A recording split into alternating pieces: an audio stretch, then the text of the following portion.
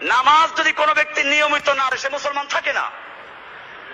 মাঝে মধ্যে 2 ওয়াক্ত না পড়লে আমি তাকে কাফের বলি নাই, কিন্তু আল্লাহর রাসূল সাল্লাল্লাহু আলাইহি ওয়াসাল্লাম বলেছেন, মান তারাকা সালাতান মুতাআম্মিদান, যেই ব্যক্তি 1 ওয়াক্ত সালাত ইচ্ছে করে তরক করলো সে ব্যক্তি ফাকাদ কাফারা, সে কাফের হয়ে গেল, কুফরি করলো, একটা কুফর জমা করলো, 2টা কুফর জমা করলো, দৈনিক 5টা কুফরি করলো, মাসে কয়টা করলো, বছরে কয়টা করলো, জীবনের 50-60 বছর নামাজ পড়ে নাই, কত কুফরি করলো।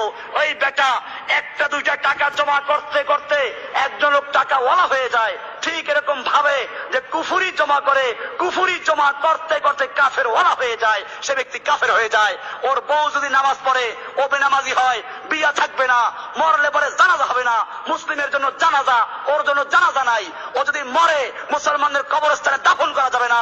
এই জন্য আমি এই আমার বক্তব্য যাদের কানে যাচ্ছে ইন্টারনেটের মাধ্যমে সবাইকে আমি সাবধান করছি, বিশেষ করে ওলামায়ে কেরামদেরকে, ইমামদেরকে বলবো, যদি কোনো মহল্লায় চিহ্নিত বেনামাজি মারা যায়, আল্লাহর হস্তে তোমরা ওর জানাজা বাতিল করে দাও, ওর জানাজা পড়ার অধিকার নাই।